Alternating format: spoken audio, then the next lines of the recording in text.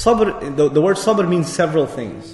And in English, it's kind of unfair to translate it as patience. So first, let's comment on what the several meanings of sabr are.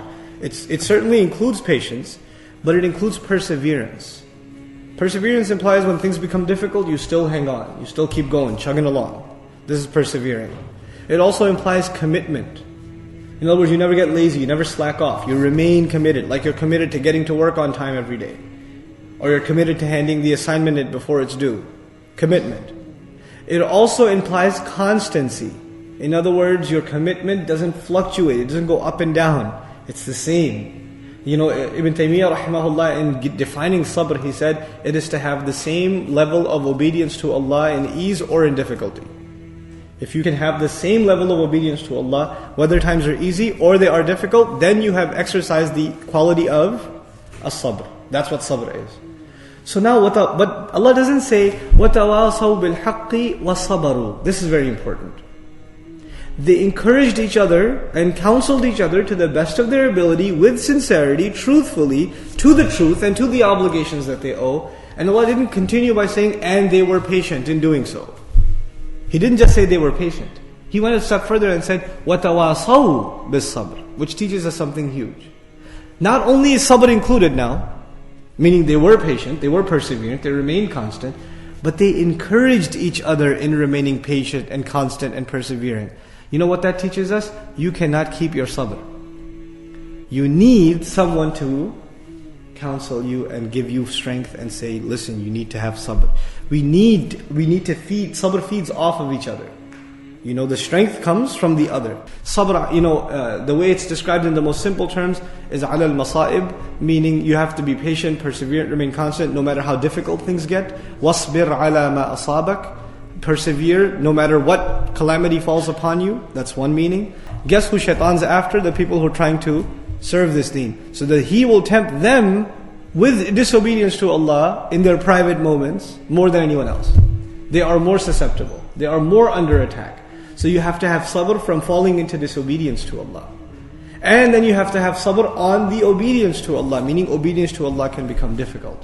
And you have to remain perseverant. And you have to, there are among us, these are real stories. This is not some theory. Allah speaks to us, He talks about us, and He knows what kind of lives we lead. فِيهِ ذِكْرُكُمْ. And it is your own mention. The first comment is all of these are mentioned in the past tense. إِلَّا الَّذِينَ آمَنُوا, past tense. وَعَمِلُوا, past tense. وَتَوَاصَوْا, all past tense. What's the benefit of that? What's the difference between saying that and saying إِلَّا الَّذِينَ يُؤْمِنُونَ وَيَعْمَلُونَ الصَّالِحَاتِ وَيَتَوَاصَوْنَ بِالْحَقِّ وَيَتَوَاصَوْنَ بِالصَّبْرِ? Why not mention it in the present tense? Mentioning it in the past tense implies these are people who lived their entire life doing it, and until the moment they died. So you can look back at their entire life and you'll be able to say, yes, they fulfilled the rights of Iman. Yes, when you look at their life, you say these people did good. And they did tawasi bil haqq and they did tawasi bil sabr. In other words, this is almost a fulfillment of the ayah, وَلَا تَمُوتُنَّ إِلَّا وَأَنْتُمْ مُسْلِمُونَ. Don't you dare die except that you're Muslims. When you're looking back at their life, you don't say they used to be good and then they failed, tapered off.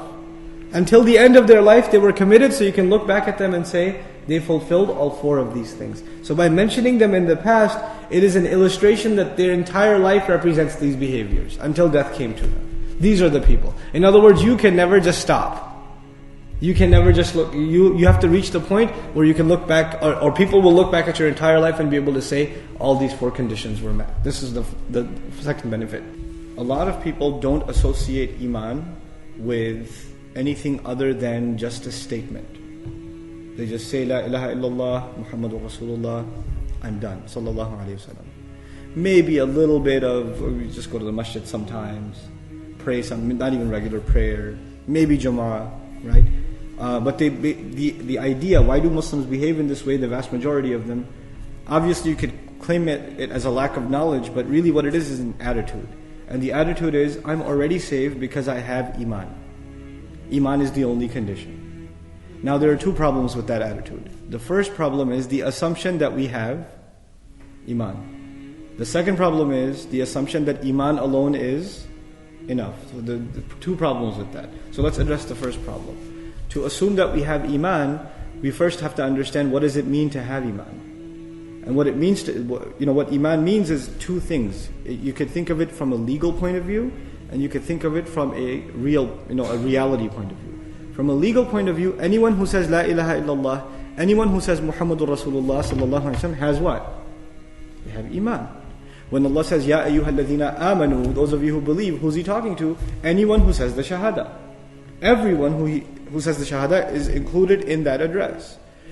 When you look at someone and they say Assalamu alaikum wa rahmatullah wa barakatuh, if they say salam to you, what's your automatic assumption about them? They have iman. They've met that baseline condition. So this however is from a worldly legal point of view. Legally speaking, anyone who claims to be Muslim is Muslim.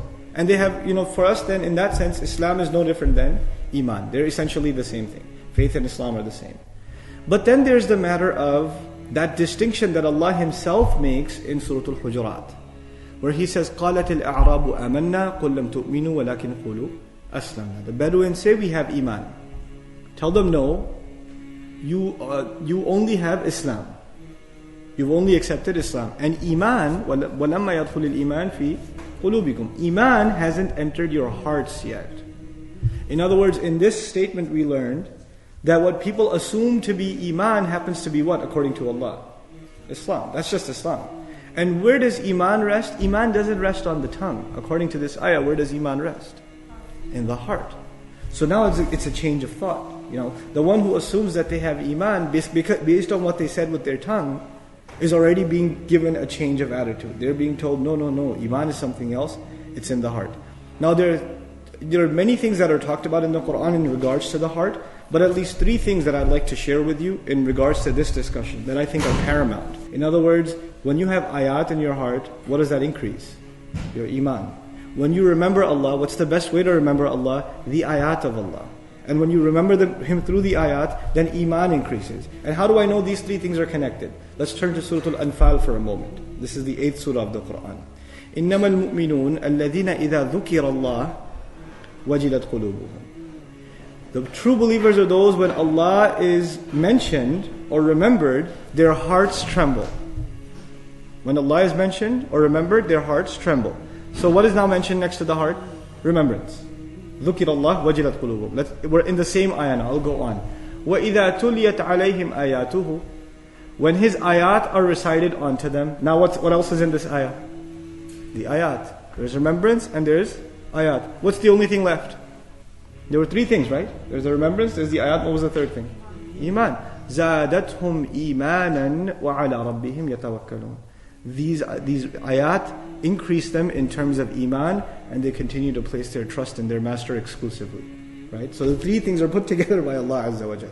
Now, so in other words, the first change of attitude, how do I know if I even have iman? Do I have these three things? And how do I know if I'm really counted among those who believe? When Allah is mentioned, what happens to my heart? When the ayat are mentioned, does my iman increase? Do I feel something? And especially the easiest gauge of that is the salah. Because Allah says to Musa alayhi salam, أَقِمِ الصَّلَاةَ لِذِكْرِ. Establish salah to remember me.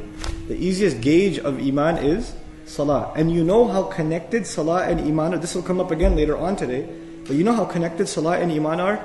Allah Azza wa Jalla says in Surah Al-Baqarah, in terms of not wasting the deeds of the believers, Allah Azza wa Jal mentions in the Quran, وَمَا كَانَ اللَّهُ لِيُضِيعَ إِيمَانَكُمْ. Allah would not be one to waste your iman. You know when the Qibla was changed? When the Qibla was changed, certain Bani Israel said, you've been praying in the wrong direction. None of that counted. None of that counted. And Allah responded, Allah would never be one to waste your prayer.